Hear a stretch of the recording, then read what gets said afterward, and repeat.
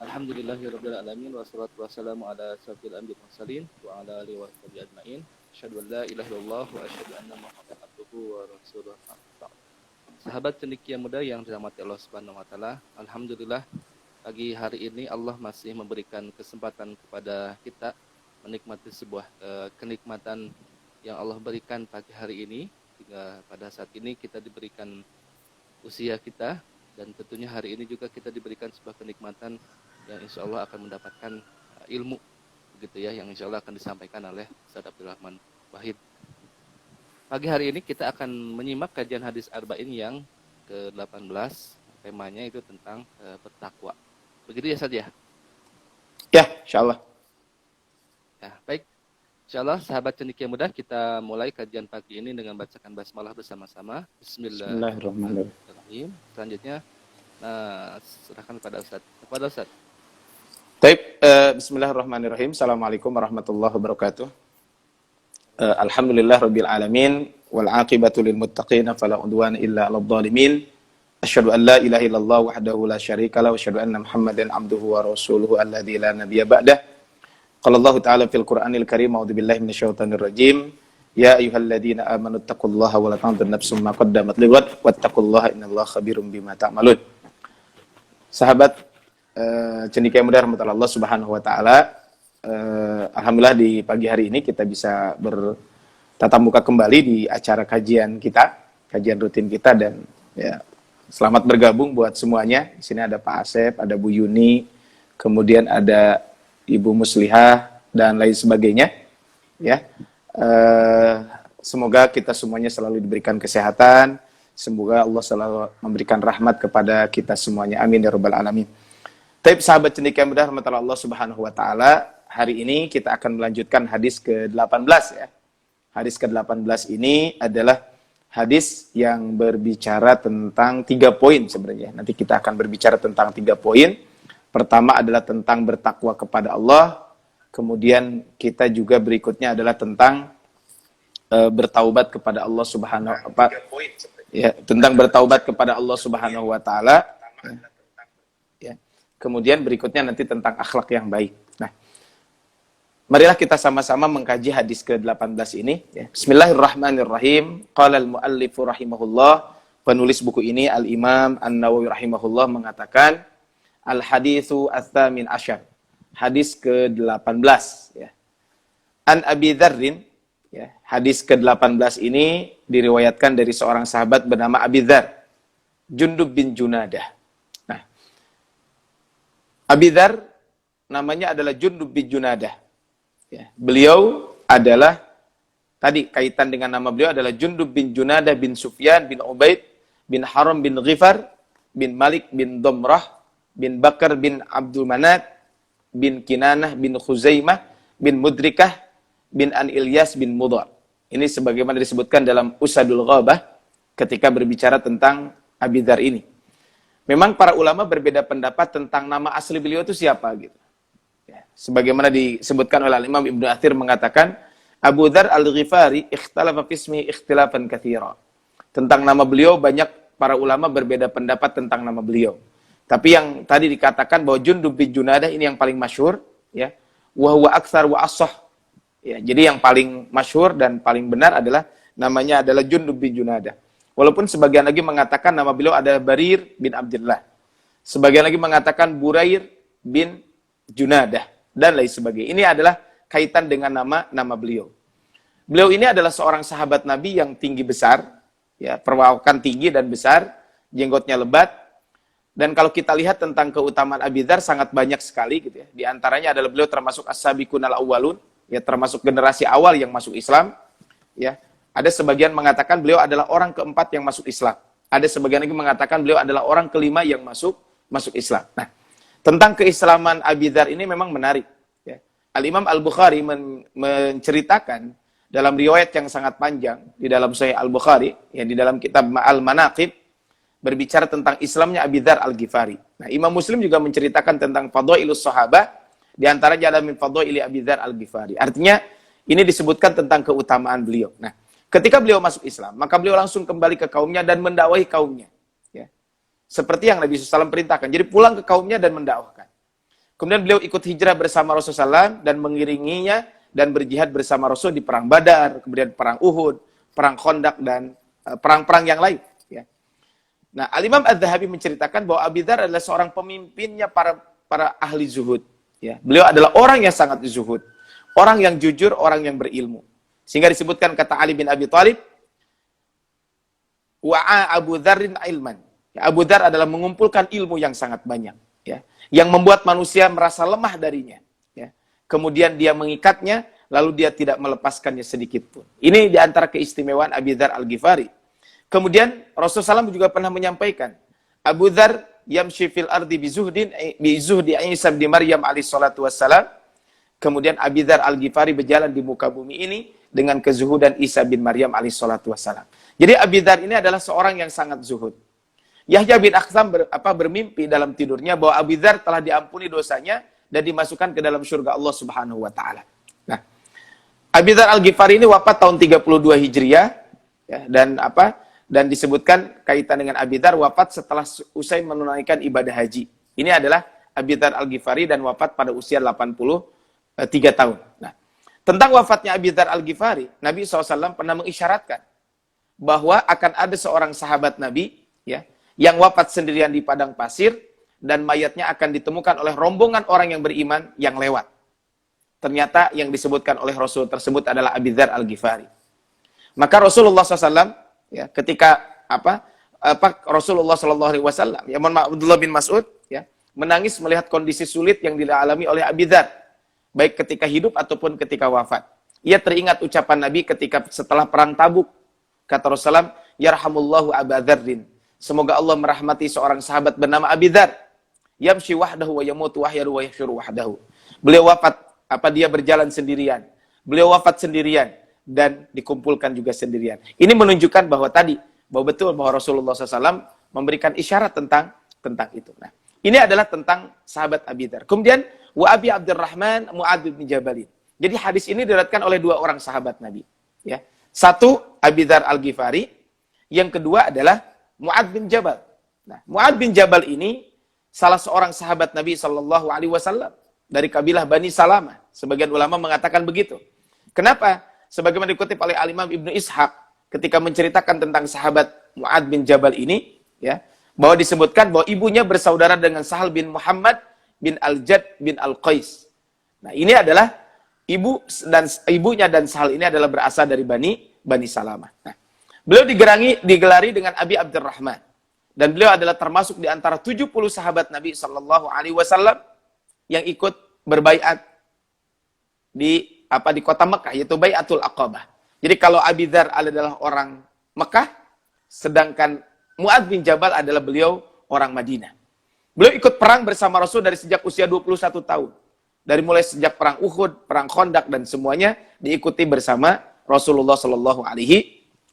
Nah, Mu'adz bin Jabal ini seorang sahabat Nabi yang punya keistimewaan. Di antara keistimewaannya adalah kata Rasulullah, khudul Quran min arba'. Ambillah Al-Quran dari 4 orang. Siapa saja? Ibni Mas'ud, Abdullah bin Mas'ud, wa Ubay bin Ka'ab, kemudian yang kedua adalah Ubay bin Ka'ab, yang ketiga adalah Mu'adz bin Jabal. Nah, yang ketiga ini adalah Mu'adz bin Jabal. Kemudian Wasalim Maula Abi Hanifah. Jadi, ambillah Al-Quran dari berapa? Dari 4 orang itu. Nah, ini adalah di antara keistimewaan seorang sahabat Nabi bernama Mu'adz ibni Jabal radhiyallahu anhu. Bahkan Anas bin Malik pernah menyampaikan, arhamu ummati bi ummati Abu Bakrin. Kemudian wa asyadduhum fi amrillahi Umar. Wa asdaqahum haya'un Utsman. Wa a'lamuhum bil halali wal haram Mu'adz ibni Jabal. Kata Rasul sallallahu alaihi wasallam, beliau mengatakan, umatku yang paling penyayang adalah Abu Bakar. Ya. Sedangkan yang paling ketat terhadap perintah Allah adalah Umar ibn Khattab.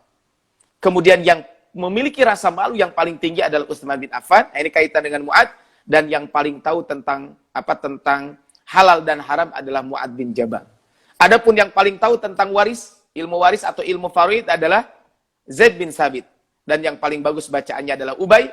Dan setiap umat punya kepercayaannya. Dan kepercayaan umatku adalah Abu Ubaidah bin Al-Jarrah. Ini adalah di antara keistimewaan Mu'adz bin Jabal. Nah, kemudian Jabir bin Abdullah juga pernah menceritakan, kanan Mu'adz bin Jabal min ahsanin nas wajhan. Mu'adz bin Jabal ini adalah orang yang paling bagus wajahnya, paling bagus akhlaknya, dan paling lapang ataupun paling lapang dari sisi harta, artinya orang yang paling dermawan, ya. Dan dia telah memberikan hutang yang sangat banyak. Artinya beliau adalah orang yang sangat baik. Bahkan Rasul sampai berwasiat khusus kepada beliau. Ya Mu'ad, wallahi inni la uhibbuka. Demi Allah saya mencintai engkau. Wallahi inni la uhibbuka. Rasul mengulang-ulang. Demi Allah aku mencintai engkau. Karena Rasul mencintainya, kemudian Rasul memberikan wasiat kepada Abi Dzar Al-Ghifari. Apa wasiatnya? Usika ya Mu'ad, la tada'anna fi duburi kulli salatin taqul Allahumma inni ala dzikrika wa syukrika wa husni ibadati. Salah satu doa yang dianjurkan kita baca setiap selesai salat adalah Allahumma inni ala dzikrika, ya Allah tolonglah aku dalam berzikir kepadamu, wa syukrika dan bersyukur kepadamu, wa husni ibadatika dan kebaikan ibadah kepadamu. Ini adalah ketika berbicara tentang Mu'ad ibni Jabal radhiyallahu anhu. Nah, ini adalah dua sahabat yang meriwayatkan hadis ini, yaitu Abi Dzar Al-Ghifari, beliau orang Mekah, sedangkan Mu'ad ibni Jabal, beliau adalah orang Madinah. Nah, kemudian radhiyallahu anhuma, semoga Allah meridhoinya, yaitu Abi Dzar Al-Ghifari dengan Mu'ad ibni Jabal. An Rasulillah sallallahu alaihi wasallam, dari Rasul sallallahu alaihi wasallam qala, ya Rasul bersabda. Sabdanya apa? Ittaqillaha haitsuma kunta. Bertakwalah kalian kepada Allah dimanapun kalian berada. Ini kan hadisnya. Bertakwalah kalian kepada Allah dimanapun kalian berada. Sahabat cendekia yang dirahmati Allah Subhanahu wa taala, ya. Kalau kita berbicara tentang hadis ini, ittaqillah. Ini kan perintah takwa. Ittaqillah, bertakwalah kalian kepada Allah Subhanahu wa taala. Di dalam Al-Qur'an kalau kita lihat kaitan dengan perintah takwa, ada menggunakan ittaqullah, bertakwalah kalian kepada Allah. Atau wa may yattaqillah, siapa yang bertakwa kepada Allah. Ataupun kalimat la'allakum tattaqun, mudah-mudahan kalian menjadi orang yang bertakwa. Ini sangat banyak di dalam Al-Qur'an. Di antaranya adalah yang awal-awal disebutkan tentang takwa itu adalah, lihat dalam surat Al-Baqarah ayat 21. Ya ayyuhan nasu u'budu rabbakum alladzi khalaqakum walladzina min qablikum la'allakum tattaqun. Hai manusia, sembahlah Tuhanmu yang telah menciptakanmu dan orang-orang yang sebelum kamu, agar kamu menjadi orang yang bertakwa. Ini adalah di antara perintah takwa. Kemudian kata Allah dalam surat Al-Baqarah, walakum fil qisasi hayatu ya ulil albab la'allakum tattaqun. Menggunakan kata-kata la'allakum tattaqun. Bahkan ayat saum yang masyhur, kutiba alaikumus syiyam kama kutiba alal ladina min qablikum la'allakum tattaqun. Jadi di dalam Al-Qur'an ada menggunakan la'allakum tattaqun. Mudah-mudahan kalian menjadi orang-orang yang bertakwa. Ada juga dengan perintah, ya ayyuhalladzina amanu taqullaha. Contohnya, wadharu ma baqiya minar riba. Wahai orang-orang yang beriman, bertakwalah kalian kepada Allah Subhanahu wa taala dan tinggalkanlah sisa-sisa riba. Ini adalah tentang takwa. Ayat yang masyhur, bahkan bapak-bapak mungkin sering mendengar, ya ayyuhalladzina amanu taqullaha haqqa tuqatih. Ya ayyuhalladzina amanu taqullaha wabtaghu ilaihil wasilah. Bertakwalah kepada Allah dan carilah jalan yang mendekatkan diri kepada Allah Subhanahu wa taala. Nah, ini adalah kalau kita berbicara tentang apa? Berbicara tentang ketakwaan ini. Jadi sangat banyak ya kalau kita berbicara tentang ayat-ayat ataupun hadis-hadis Nabi sallallahu alaihi wasallam yang memerintahkan kepada kita untuk apa? Untuk bertakwa kepada Allah Subhanahu wa taala. Nah, sahabat cendekia yang dirahmati Allah Subhanahu wa taala, kalau kita lihat dari ayat-ayat ini, apa sih yang dimaksud dengan takwa itu? Memang kalau kita lihat definisi takwa yang disampaikan oleh para sahabat, para ulama, ada sedikit perbedaan dari redaksi, walaupun mungkin intinya sama. Ya. Abdullah bin Mas'ud, ketika beliau menafsirkan ayat ya ayyuhalladzina amanu taqullaha haqqa tuqatih. Ini kan wahai orang beriman, bertakwalah kalian kepada Allah dengan sebenar-benarnya takwa. Apa kata Abdullah bin Mas'ud? An yuta' fala yu'sa. Yang namanya takwa itu adalah taat dan tidak mengingkari. Wa an yudhkar fala yunsa. Ingat dan tidak lupa. Wa an yushkaru fala yukfar. Dan bersyukur dan tidak kufur. Ini adalah yang dimaksud dengan takwa. Ini kata beliau. Sehingga Imam Ibnu Katsir mengatakan hadis ini adalah ucapan Abdullah bin Mas'ud radhiyallahu anhu. Nah, ini adalah kaitan dengan ini.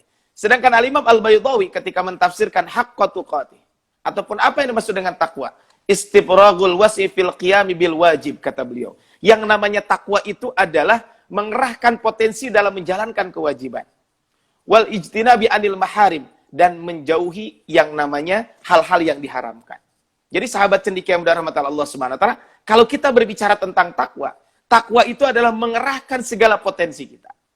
Artinya kalau kita sebagai orang tua, kita sebagai murid, kita sebagai guru, kita sebagai karyawan apapun, kerahkan semua potensi yang kita miliki. Untuk apa? Menjalankan segala perintah dan menjauhi larangan Allah Subhanahu wa taala. Berarti ketika kita bekerja, mengoptimalkan pekerjaan kita, ketika kita sebagai orang tua atau siapapun kita, ketika mengoptimalkan ini semuanya, maka itu bagian dari ketakwaan. Mengoptimalkan, mengerahkan semua potensi yang kita miliki dalam rangka menjalankan perintah dan menjauhi larangan. Ya. Sehingga kata Syekh Ismail Muhammad Al-Ansari, ittaqillah bimtisali amrihi wajtinabi nahyihi. Menjalankan perintah dan menjauhi larangan Allah Subhanahu wa taala, wal wuqufu inda haddihi, dan dia berhenti pada batasannya. Ini adalah kalau kita berbicara tentang ini. Al-Imam Al-Mawardi, beliau salah seorang ulama dalam mazhab Imam Asy-Syafi'i, ya. Ketika beliau menyampaikan tentang apa? Takwa. Kata beliau, wasani ittiqa'u jami'il ma'asi. Kedua adalah takwa itu adalah menghindari semua kemaksiatan. Ini kata beliau kaitan dengan ketakwaan ini. Jadi kalau kita berbicara tentang takwa, tentu sahabat cendekia rahmat Allah Subhanahu wa taala, ketika kita berbicara tentang takwa, maka apa? Takwa itu intinya adalah menjalankan perintah dan menjauhi larangan Allah, dan al-wuquf inda haddihi. Dia berhenti dari batasan-batasannya. Jadi diam diri di atas batasan tersebut, tidak melampaui batasan yang telah Allah berikan kepada kita semuanya. Nah, ketika kita melaksanakan ketakwaan yang disebutkan tersebut, jadi kalau kita menjalankan perintah takwa bukan hanya perintah kosong, tanpa ada makna, tanpa ada maksud. Nah, Allah Subhanahu wa taala telah menggambarkan tentang manfaat dan hasil yang akan Allah berikan kepada orang-orang yang bertakwa, atau yang disebut dengan nataizut takwa. Apa sih nataiz? Apa sih hasil-hasil dari ketakwaan itu? Orang yang bertakwa yang pertama adalah dia akan mendapatkan al-furqan, pembeda. Orang bertakwa Allah berikan kepadanya al-furqan, kemampuan untuk menganalisa, kemampuan untuk membedakan bainal haqqi wal batil. Antara ini baik, ini benar, ini salah. Antara ini halal dan ini haram. Kemudian dia berjalan di atas kemampuannya tersebut. Artinya apa? Orang yang bertakwa dia akan selalu menjalankan ini semua. Makanya kata Allah Subhanahu wa taala di dalam Al-Qur'an, ya ayyuhalladzina amanu in tattaqullaha yaj'al lakum furqana. Ya, dalam surat Al-Anfal ayat 29. Wahai orang-orang yang beriman, jika kamu bertakwa kepada Allah, niscaya kami akan memberikan kepadamu al-furqan. Kata Syekh Abdurrahman As-Sa'di ketika menjelaskan al-furqan yang disebutkan dalam ayat ini, yaj'al lakum furqana adalah al-ilmi wal huda. Yang dimaksud dengan al-furqan itu adalah ilmu dan petunjuk. Yang mana dengan ilmu dan petunjuk tersebut, pemiliknya dapat memisahkan antara petunjuk dan kesesatan. Artinya dia bisa memilah dan memilah. Oleh karena itu, sahabat cendekia yang mudah rahmat Allah Subhanahu wa taala, maka kalau kita ingin mendapatkan ilmu, kita ingin mendapatkan hidayah, siapapun kita sebagai guru, sebagai murid, orang tua, karyawan dan lain sebagainya, supaya mendapatkan ilmu, maka dengan ketakwaan kepada Allah Subhanahu wa taala. Kenapa? Karena dengan takwa inilah Allah akan memberikan kepada kita ilmu, Allah akan memberikan kepada kita hidayah. Dengan itulah kita bisa membedakan antara kebaikan dan keburukan. Ini adalah yang pertama, nataijut takwa, buah daripada ketakwaan itu. Yang kedua adalah diampuni dosa-dosa kita. Tadi lanjutan surat Al-Anfal ayat 29, yaj'al lakum furqana wa yukaffir ankum sayyi'atikum wa yaghfir lakum. Bahkan dalam ayat lain dalam surat At-Tolak ayat kelima, wa may yattaqillaha yukaffir anhu sayyi'atihi. Siapa yang bertakwa kepada Allah, niscaya Allah akan menghapus kesalahan-kesalahannya. Yang ketiga adalah nataijut takwa. Buah dari ketakwaan itu adalah al-ajrul azim. Dia akan mendapatkan pahala yang besar. Wa yu'dhim lahu ajra dalam surat At-Talaq. Wa may yattaqillaha yukaffir anhu sayyi'atihi wa yu'dhim lahu ajra. Dia akan mendapatkan pahala yang sangat besar. Kata Imam At-Tabari, yang dimaksud dengan pahala yang sangat besar itu apa? Kata beliau, dia Allah Subhanahu wa taala akan melimpahkan baginya pahala atas perbuatan dan ketakwaan itu. Dan di antara besarnya balasan baginya adalah ia dimasukkan ke dalam surga dan dijauh dari api neraka. Sahabat jalan tujuan Allah Subhanahu wa taala, itu yang ketiga. Yang keempat adalah al-barokat, akan mendapatkan keberkahan. Nah, inilah mungkin yang paling penting buat kita semuanya. Kenapa? Kalau tadi mungkin tidak nampak buat kita semuanya. Karena al-ajrul azim, pahala yang besar. Tapi kalau keberkahan, siapapun kita sebagai murid, sebagai guru, sebagai wali murid, sebagai karyawan apapun, kalau kita ingin mendapatkan keberkahan, hendaklah kita bertakwa kepada Allah Subhanahu wa taala. Kata Allah, "Walau anna ahlal qura amanu wattaqau lafatahna 'alaihim barakatim minas sama'i wal ard." Jikalau sekiranya penduduk negeri ini beriman dan bertakwa, pastilah kami akan melimpahkan kepadanya keberkahan. Di sini barokat. Makanya kalau kita ingin mendapatkan keberkahan dalam hidup kita, hendaklah kita menjalankan ketakwaan ini.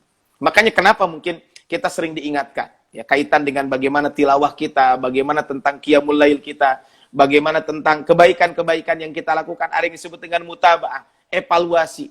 Salah satunya adalah tadi, supaya kita selalu berada dalam ketakwaan. Dan orang yang bertakwa akan mendapatkan al-barokat. Bukan barokah, tapi al-barokat.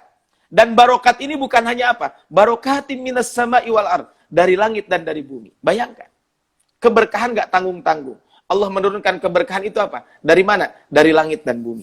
Nah, sahabat jalan tujuan Allah, sahabat cendekia mudah rahmatullah Allah Subhanahu wa taala, ini adalah yang keempat. Yang kelima adalah di antara nataijut takwa itu adalah al-makhraj. Kita akan diberikan jalan keluar. Kesulitan apapun yang kita miliki, dekatkan diri kepada Allah sambil mencari solusi. Maka ketika kita mendekatkan diri kepada Allah dengan ketakwaan, wa may yattaqillaha yaj'al lahu makhraja. Siapa yang bertakwa kepada Allah, maka Allah akan mengadakan baginya jalan keluar. Ya. Abdullah bin Abbas, salah seorang sahabat Nabi ketika menjelaskan, wa may yattaqillaha yaj'al lahu makhraja, apa kata beliau? Yunjihi min kulli karbin fid dunya wal akhirah. Siapa yang bertakwa kepada Allah, maka Allah akan menyelamatkan dari segala kesulitan, baik itu kesulitan dunia ataupun kesulitan akhirat. Ini kata Abdullah bin Mas'ud. Ya. Ini kalau kita berbicara wa may yattaqillaha yaj'al lahu makhraja. Makanya kata Abu Hasan An-Naisaburi, ya, ketika beliau menjelaskan tentang wa may yattaqillaha yaj'al lahu makhraja, Allah akan memberikan jalan keluar minasyiddati ilal rakha'i wa minal harami ilal halali wa minan nari ilal jannah. Maksudnya adalah jalan keluar dari kesukaran menuju ke lapangan, dari haram menuju halal, dan dari neraka menuju surga Allah Subhanahu wa taala. Ini kata beliau. Ya. Yakni orang-orang bersabar di atas himpitan hidup, dia menjauhi dari hal-hal yang haram, maka Allah akan jadikan untuknya jalan keluar dari kesempitan tersebut. Ketika kita mendapatkan kesulitan, dekatkan diri kepada Allah dengan bertakwa. Wa may yattaqillaha yaj'al lahu makhraja wa yarzuqhu min haitsu la yahtasib. Kemudian yang keenam adalah Allah akan memberikan rizki dari arah yang tidak disangka-sangka. Kalau kita berbicara tentang rizki, maka jangan sampai kita identikan rizki itu hanya dengan materi. Ya. Jadi kalau kita berbicara tentang rizki itu adalah banyak. Ya. Jangan sampai kita berprinsip bahwa rizki itu adalah hanya materi. Rubbama yakunu rizquka annaka salimun mu'afa. Bisa jadi rizkimu adalah berupa sehat wal afiat. Ya. Warubbama bisa jadi yang namanya rizki itu adalah ditutupi segala kesalahanmu. Kemudian bisa jadi rizki juga adalah kamu semuanya apa? Diselamatkan dari keburukan. Atau orang suka padamu. Atau keluarga yang menghangatkan. Jangan membatasi rizki hanya kaitan dengan bab materi saja. Sahabat jalan tujuan Allah, sahabat cendekia mudah rahmatullah Allah Subhanahu wa taala, maka kalau kita berbicara tentang ini, maka apa? Maka kita semuanya sesungguhnya berbicara tentang rizki tersebut. Allah akan memberikan rizki. Makanya rizki kita mungkin tidak hanya identik dengan materi. Allah memberikan kesehatan. Allah menjaga kita. Allah memberikan keselamatan kita semuanya. Kita bisa hadir di majelis ini, di pagi hari ini merupakan rizki yang Allah berikan kepada kita semuanya. Makanya sahabat cendekia muda yang ada rahmatullah Allah Subhanahu wa taala, maka kita semuanya adalah jangan lupa kaitan dengan rizki yang Allah berikan kepada kita ketika kita bertakwa kepada Allah Subhanahu wa taala. Kemudian Allah akan berikan kemudahan, al-yusru. Wa may yattaqillaha yaj'al lahu min amrihi yusra. Siapa yang bertakwa kepada Allah Subhanahu wa taala, maka Allah akan jadikan buatnya kemudahan. Nah, ini adalah kaitan dengan ketakwaan tersebut. Sehingga Imam Asy-Syaukani mengatakan, wa may yattaqihi bimtitsali awamirhi wajtinabi nawahihi. Siapa yang bertakwa kepada Allah dengan menjalankan perintahnya dan menjauhi larangannya, maka Allah Subhanahu wa taala akan, ya, dalam ayat ini, yusahhilu alaihi amrahu. Maka Allah Subhanahu wa taala akan mudahkan segala urusannya, baik itu di dunia ataupun di akhirat. Ini adalah kaitan dengan ketakwaan ini. Makanya dalam hadis ini, ittaqillaha, kemudian haitsu ma kunta. Bertakwalah kalian kepada Allah dimanapun kalian berada. Maksudnya adalah di bumi manapun, baik itu di tengah keramaian, atau ketika kita sendirian, di rumah, di pasar, di masjid, di kampung, dimanapun, maka hendaklah kalian semuanya bertakwa kepada Allah Subhanahu wa Ta'ala. Haitsuma kunta. Ya, dimanapun kalian berada. Kenapa? Karena kata Imam At-Tabari ketika mentafsirkan ayat wa huwa ma'akum aynama kuntum, dan dia bersama kamu dimanapun kamu berada. Kata beliau, Allah Subhanahu wa Ta'ala syahidun lakum. Allah menyaksikan kalian. Sehingga kita wajar wa may hendaklah ittaqillahi tsumma kunta. Bertakwa kepada Allah dimanapun kalian berada. Kenapa? Karena Allah Subhanahu wa Ta'ala syahidun lakum. Melihat kalian semuanya, menyaksikan kalian semuanya. Ayyuhan nas aynama kuntum aynama kuntum. Wahai manusia, di mana saja kalian berada, maka Allah Subhanahu wa Ta'ala tahu. Ya. Kemudian juga mengetahui perbuatan kalian. Bahkan ya, Allah Subhanahu wa Ta'ala juga mengetahui apa yang ada dalam hati kalian. Ini kalau kita berbicara tentang ini. Maka sahabat cendekia berahmat Allah Subhanahu wa Ta'ala, inilah kalau kita berbicara tentang ketakwaan ini. Maka haitsuma kunta, dimanapun kalian berada.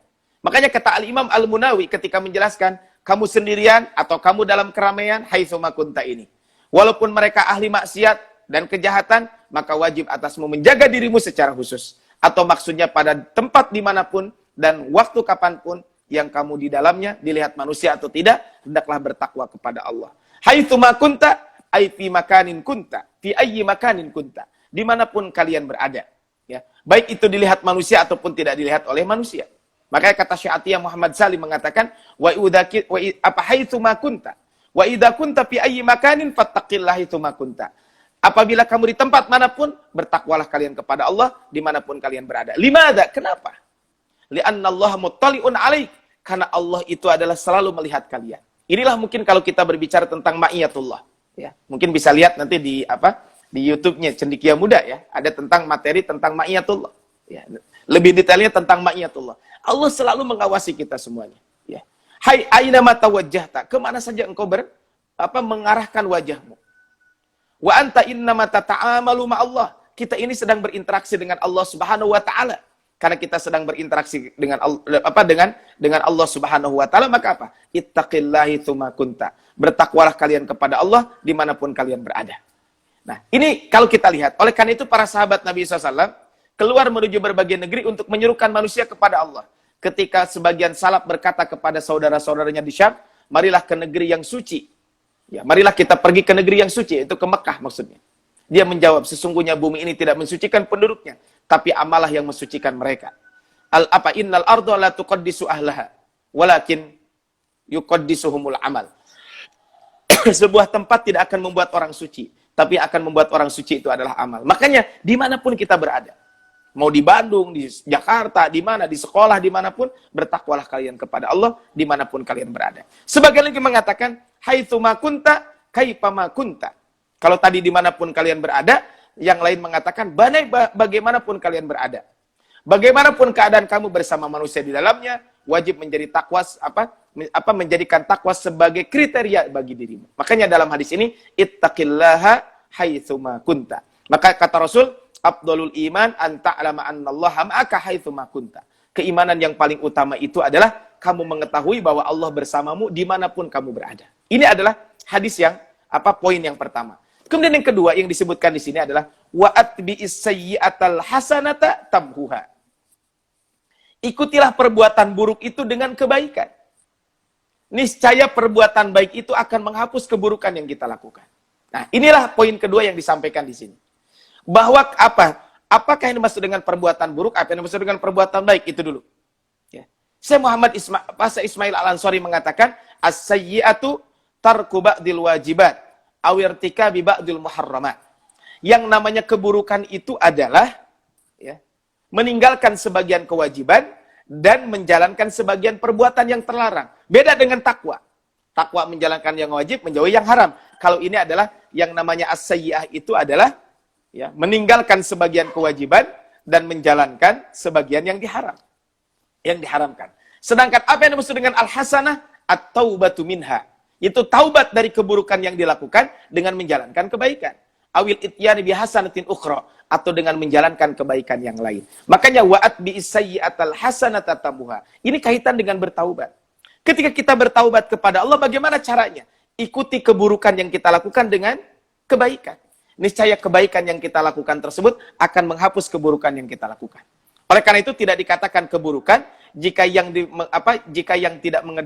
jika dia tidak mengerjakan sunnah atau dia melakukan perbuatan yang makruh. Yang namanya keburukan itu adalah meninggalkan yang wajib dan ketika itu dia menjalankan yang diharamkan. Nah, makanya kata Al-Imam An-Nawawi ya di dalam kitab Riyadhus Shalihin, beliau menyebutkan at-taubatu wajibun min kulli dzanbin. Yang namanya taubat itu wajib dari segala dosa. Kata beliau, fa in kanatil ma'siyatu ya, bainahu wa bainallah ta'ala. Kalau maksiat itu antara dia dengan Allah, arti kemaksiatan dengan Allah, maka syarat taubatnya adalah dia menyesali kaitan dengan dosa yang dilakukan, dia komitmen untuk tidak mengulangi kembali, ya. Kemudian yang berikutnya adalah dia meninggalkan dosa tersebut. Tapi kalau dosa dengan manusia maka ditambah satu. Dengan cara ya, dia ya kalau dia dosa itu antara dia dengan manusia, maka ada satu tambahan.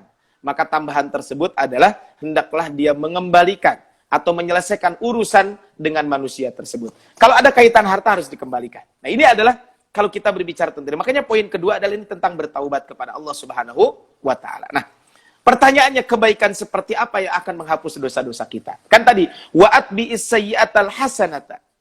Nah, maka yaitu berbagai macam kebaikan yang telah disebutkan oleh syariat, maka akan dapat menghapus dosa-dosa kita. Contoh, gitu ya. Puasa Ramadan, sholat Jumat, sholat 5 waktu, istighfar, berzikir kepada Allah, itu kan diantara dosa yang amalan soleh akan menghapus dosa-dosa kita. Contohnya, as-shalawatul khams, sholat 5 waktu, wal jum'atu ilal jum'ah, antara satu Jumat dengan Jumat berikutnya. Wa Ramadan ila Ramadan, antara satu Ramadan dengan Ramadan berikutnya. Apa kata Rasulullah? Mukaffiratun lima bainahunna, akan menghapus di antara dosa keduanya. Nah, ini adalah kaitan dengan ini. Nah, makanya kata Syekh Ismail Al-Ansari, tamhuha, niscaya kebaikan yang kita lakukan akan menghapus keburukan. Maksudnya apa? Maksudnya adalah menghapusnya itu adalah menghapus hukumannya dari catatan malaikat dan menghapus pengaruh buruknya di dalam hati. Jadi tamhuha itu adalah tadi. Maka catatannya akan dihapus dan hati kita akan menjadi bersih. Kenapa? Karena hati ini dampaknya sangat berat. Kalau hati ini kotor, dampaknya bisa jadi dalam ibadah kita dan lain sebagainya. Maka wa'at bi'is sayyi'atal hasanata tabuha. Ikutilah keburukan itu dengan kebaikan, niscaya kebaikan yang kita lakukan akan menghapus dosa-dosa kita. Yang ketiga dalam hadis ini disebutkan wa khaliqin nasa, dan berakhlaklah dengan manusia. Ay khalidhum wa amilhum. Bergaulah dengan manusia. Maka membaurlah dengan mereka, bergaulah dengan mereka. Ini yang dimaksud dengan wa khaliqin nasa, ya. Maka ya kata Imam Nawawi, memang beliau menyebutkan di dalam kitab Al-Arba'in di dalam kitab Riyadhus Shalihin, ya. Ketika beliau bertanya, mana yang lebih utama? Al-ikhtilatu bin nas, kita berinteraksi, bergaul, berbaur dengan masyarakat, atau kita uzlah? Maka kalau kita lihat kata beliau, ya'lam annal ikhtilat bin nas ala wajhil ladzi dzakartuhu wal mukhtar. Itulah yang terbaik, yang aku pilih adalah bahwa bergaul atau berbaur dengan masyarakat itu lebih utama dibanding kita uzlah. Kenapa? Karena para nabi alaihi salatu wassalam, mereka itu adalah selalu bergaul dengan masyarakat, selalu berinteraksi dengan masyarakat. Rasul sallallahu alaihi wasallam mencontohkan kita bagaimana beliau bergaul dengan masyarakat. Kemudian juga kalau kita lihat juga para khulafaur rasyidin, para sahabat, para tabi'in, dan ulama-ulama muslimin juga mereka melakukan itu semuanya. Dan ketika makanya kata Imam Asy-Syafi'i rahimahullah, wa qala Asy-Syafi'i wa Ahmadu aktsarul fuqaha. Imam Syafi'i, Imam Ahmad dan kebanyakan para fuqaha mengatakan Allah berfirman wa ta'awanu 'alal birri wat taqwa. Tolong-menolonglah dalam kebaikan dan ketakwaan. Wal ayat fi ma'na ma dzakartu katsiratun ma'lumah. Ayat-ayat yang berbicara tentang itu sangat banyak. Artinya wa khaliqin nas, kita disuruh berinteraksi, bergaul dengan masyarakat. Kemudian bikhuluqin hasan, dengan akhlak yang baik. Nah, konteks kaitan dengan berinteraksi dengan manusia, kata Rasulullah SAW, khairun nasi anfa'uhum linnas. Sebaik-baiknya manusia adalah orang yang paling bermanfaat buat masyarakat yang lain. Nah, makanya bagaimana mungkin menjadi manusia bermanfaat kalau kita tidak bergaul, kan itu. Makanya kata Rasul, khairun nas anfa'uhum linnas. Sebaik-baiknya manusia adalah orang yang memberikan manfaat kepada manusia. Bagaimana kita bisa memberikan manfaat kalau kita tidak bersama masyarakat? Makanya inilah pentingnya al-ikhtilat bin nas. Kita berinteraksi dengan masyarakat. Kita berbaur dengan masyarakat. Di situ ada kebaikan-kebaikan yang kita lakukan. Tapi kalau kita berbaur bagaimana? Bi khuluqin hasanin, dengan akhlak yang baik. Nah, Bapak sahabat cendekia muda rahmat Allah Subhanahu wa taala di YouTube-nya Cendekia Muda ya. Nanti bisa lihat itu ada tentang al-Islamu akhlaqan. Islam itu merupakan pondasi akhlak. Bagaimana pembahasan tentang akhlak, mungkin detailnya bisa dibahas, bisa dilihat di YouTube Cendekia Muda ya. Ini kaitan dengan bab ini. Nah, sahabat cendekia rahmat Allah Subhanahu wa taala, maka bergaulah dengan akhlak yang baik. Apa yang dimaksud dengan akhlak? Kata Imam Ibnu Mandur mengatakan akhlak itu adalah ad-dinu wat-tabi was-sajiyah. Yang namanya akhlak itu adalah agama, tabiat dan perangai. Ya. Sehingga adalah Ibnul Arabi mengatakan al-khuluqu al-muru'ah. Yang namanya khuluq itu adalah al-muru'ah, kepribadian atau citra diri yang baik. Itu adalah yang disebut dengan akhlak itu. Nah, makanya kalau kita berbicara tentang akhlak ini adalah disebutkan ya, para ulama mengatakan akhlak itu apa sih? Disebutkan bahwa akhlak itu adalah gambaran batin manusia, yakni jiwanya, sifat-sifatnya dan makna-maknanya yang spesifik, yang dengannya terlihat kedudukan makhluk lantaran gambarannya secara zahir, baik sifat-sifatnya dan makna-maknanya, dan keduanya memiliki sifat yang baik atau buruk. Ya. Mendapat pahala dan sanksi yang baik keduanya dengan sifat yang tergambar secara batin adalah lebih banyak dibanding apa yang terkait dengan gambaran-gambaran zahir. Jadi kalau kita berbicara tentang akhlak, erat kaitannya juga dengan hati kita semuanya. Ini yang disebut dengan akhlak tersebut. Nah, ini sahabat cendekia rahmat Allah Subhanahu wa taala, makanya kalau kita lihat di dalam Al-Qur'an banyak berbicara tentang akhlak. Salah satunya adalah wa innaka la'ala khuluqin adzim, dengan ungkapan khuluqin adzim. Dan sesungguhnya engkau Muhammad benar-benar berbudi pekerti agung. Maksudnya adalah kata Imam Ibnu Jarir, sesungguhnya engkau wahai Muhammad benar-benar di atas adab atau etika yang mulia, yaitu adab Al-Quran. Betul kata Sayyidah Aisyah, kana khuluquhul Quran, akhlak Rasul itu adalah akhlak Al-Quran.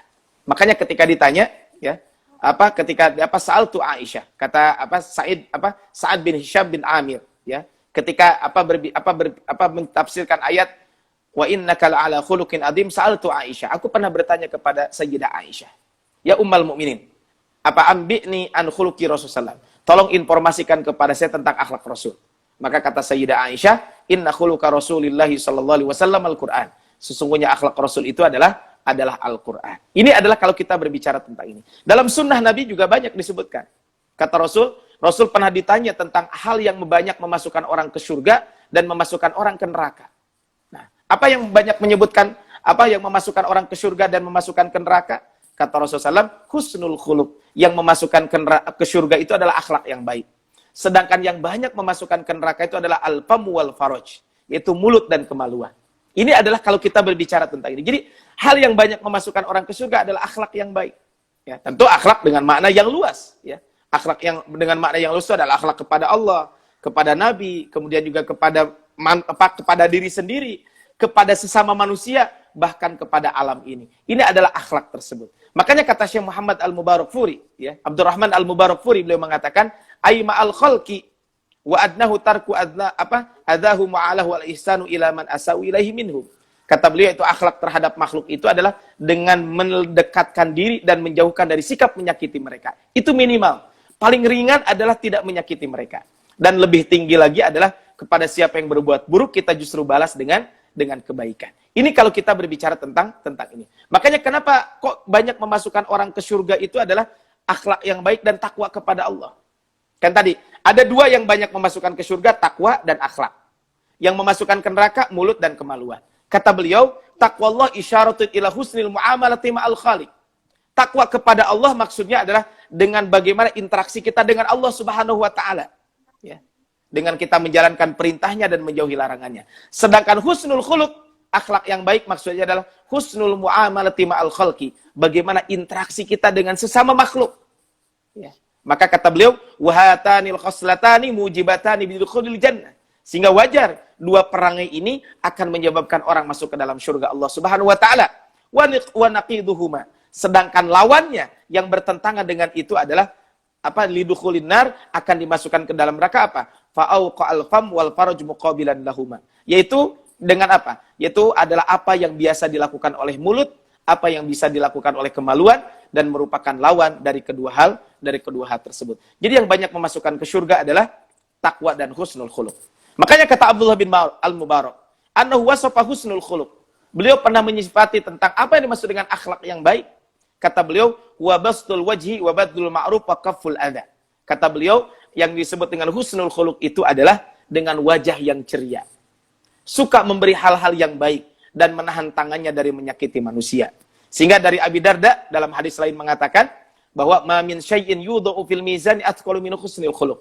Tidak ada sesuatu yang akan memberatkan timbangan kita kecuali kita memiliki akhlak yang baik. Nah, ini adalah kalau kita berbicara tentang husnul khuluq tersebut. Kemudian ada hadis Nabi juga. Nanti kita bahas hadis tentang ini ya. Nanti ada hadisnya tentang Rasul pernah ditanya tentang albirri wal itsmi. Apakah kebaikan, apakah keburukan? Nanti kita bahas hadisnya. Dia dalam hadis Arba'in kata Rasul, albirru husnul khuluq. Yang namanya kebaikan itu adalah memiliki akhlak yang baik. Wal ismu mahaka fi sadrika wa karihta ayyat tali alihin nas. Sedangkan yang namanya keburukan itu adalah akhlak yang keburukan itu atau dosa itu adalah apa-apa yang membuat dadamu tidak nyaman dan engkau membenci jika manusia mengetahuinya, jika manusia melihatnya. Itu nanti kita bahas hadis ini di dalam hadis Arba'in di pertemuan yang akan datang tentang ini. Makanya tadi albirru bi an yakuna bi ma'na silah. Yang namanya albirru, kebaikan di sini adalah maksudnya adalah hubungan.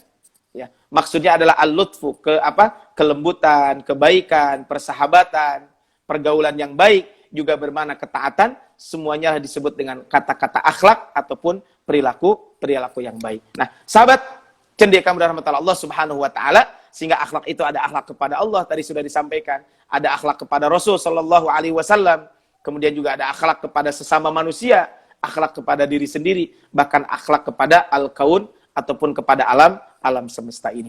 Tapi sahabat cendekiakan rahmatullah Allah Subhanahu wa taala, sebagai penutup adalah dari hadis ini ya, ada yang bisa kita ambil pelajaran. Pertama adalah perintah untuk tetap dalam keadaan takwa kepada Allah dimanapun kita berada. Ini yang pertama. Jadi kita diperintahkan untuk selalu bertakwa kepada Allah dimanapun kita berada. Yang kedua, melakukan kebaikan dan keburukan adalah dua hal yang alamiah terjadi pada diri manusia. Kebaikan dan keburukan pasti kita lakukan. Ada orang yang melakukan kebaikan, ada orang melakukan keburukan. Itu sekali lagi adalah alamiah dalam kehidupan kita. Nah, tidak ada manusia yang selalu berbuat jelek. Dan tidak ada juga manusia yang selalu berbuat baik. Karena kita bukan setan dan kita pun bukan malaikat. Ini kan harus kita pahami kaitan dengan ini. Makanya tadi, oleh karena itu sangat berlebihan dan naif jika ada manusia yang menuntut orang lain untuk selalu benar dan tidak boleh salah sama sekali. Karena itu ada pembebanan yang manusia manapun tidak akan mampu. Makanya kata Rasul, kullu bani Adam khatta'un wa khairul khatta'ina tawwabun. Setiap anak Adam itu memiliki kesalahan dan sebaik-baiknya orang yang melakukan kesalahan adalah dengan segera bertaubat kepada Allah Subhanahu wa taala. Makanya kalau kita lihat di dalam hadis Riyadhus Shalihin yang ditulis oleh Al-Imam An-Nawawi di dalam kitab Taubah, maka di bab kedua ya, di dalam bab Taubah kata Imam Nawawi, Rasul itu tidak kurang istighfarnya adalah 70 sampai 100 kali. Jadi ini adalah poin kedua yang bisa kita ambil pelajaran, bahwa manusia itu adalah kadang melakukan kebaikan, kadang melakukan keburukan. Tapi bukan pembenaran juga kalau ada orang selalu melakukan kebaikan, keburukan terus. Bukan itu. Tapi maksudnya adalah jangan kita meminta manusia hidup sempurna. Tapi tentu ini adalah membebani buat manusia tersebut. Itu yang kedua. Yang ketiga, sahabat cendekiakan rahmatullah Allah Subhanahu wa taala, pelajaran dari hadis ini adalah perintah untuk mengiringi perbuatan jelek yang mengandung dosa dengan perbuatan baik yang mengandung pahala. Jika kita terjerumus kepada kemaksiatan, segera bertaubat dan lakukanlah kebaikan-kebaikan. Innal hasanat yudhibnas sayyi'at. Sesungguhnya kebaikan dapat menghapus dosa-dosa. Ai inna fi'lal khairat yukaffiru dzunub as-salifah wa yamu atharuha. Sesungguhnya melakukan kebaikan itu dapat menghilangkan dosa-dosa terdahulu dan menghapus bekas-bekasnya. Ini adalah kaitan dengan bab ini. Jadi kebaikan yang dimaksud adalah banyak, seperti sholat 5 waktu, berzikir dan lain sebagainya. Ini adalah kaitan dengan kebaikan yang bisa kita lakukan. Yang keempat, yang terakhir adalah pelajaran dari hadis ini, perintah untuk bergaul dengan manusia dengan pergaulan yang baik, dengan akhlak yang baik. Sebagaimana tadi disampaikan oleh Rasul ditanya tentang amalan yang akan banyak memasukkan orang ke surga. Kata Rasulullah SAW adalah kata Rasul, taqwallah wa husnul khuluq. Dengan bertakwa kepada Allah dan kita memiliki akhlak yang baik. Sahabat cendekiakan rahmatullah Allah Subhanahu wa taala, sekira itu saja mungkin yang bisa kami sampaikan. kaitan dengan hadis ke-18. Insyaallah nanti di pertemuan yang akan datang kita akan bahas hadis ke-19, yaitu tentang pertolongan dan perlindungan Allah Subhanahu wa taala dan pentingnya kita mengajarkan tauhid kepada anak-anak kita dari sejak dini. Ya, ini adalah insyaallah nanti akan kita bahas di pertemuan yang akan datang tentang pertolongan dan perlindungan Allah Subhanahu wa taala. Demikian Pak Ilham yang bisa saya sampaikan, mudah-mudahan bermanfaat. Mangga saya kembalikan ke Pak Ilham.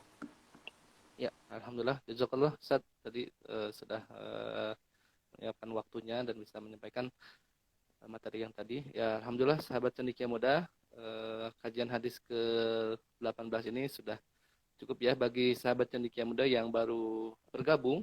Insyaallah rekaman dari kajian ini akan masuk ke IGTV kita. Dan bagi sahabat cendekia muda yang mau mengikuti kajian-kajian atau misalkan ceramah-ceramah dari Ustadz Abdurrahman Wahid, bisa berkunjung ke YouTube kami, Sekolah Islam Cendekia Muda. Nah, nanti bisa masuk ke playlist, di situ ada materi-materi dasar-dasar Islam dan tadabbur Al-Quran. Ya, silahkan berkunjung di sana. Nah, bagi sahabat cendekia muda yang mau mendapatkan informasi tentang cendekia muda, bisa berkunjung ke bio kami ya. Silahkan bisa dicek di kolom webnya. Nah, di situ kita bisa menggali informasi tentang cendekia muda. Nah, bagi sahabat cendekia muda juga yang ingin terus mengikuti kajian hadis Arba'in ini, silahkan follow IG kita. Semoga kita bisa bersilaturahim di dunia maya ini dan tentunya tadi dalam hal kebaikan-kebaikan. Jazakallah khair kepada sahabat cendekia muda yang bergabung di pagi hari ini. Semoga Allah senantiasa memberkahi kita semuanya dan selalu Allah memberikan keistiqomahan kita agar kita tetap berada di jalan kebaikan. Jazakallah, kita tutup dengan doa akhiratul majelis. Subhanakallahu bihamdika, asyhadu an la ilaha illa anta, astaghfiruka wa atubu ilaik. Assalamualaikum warahmatullahi wabarakatuh.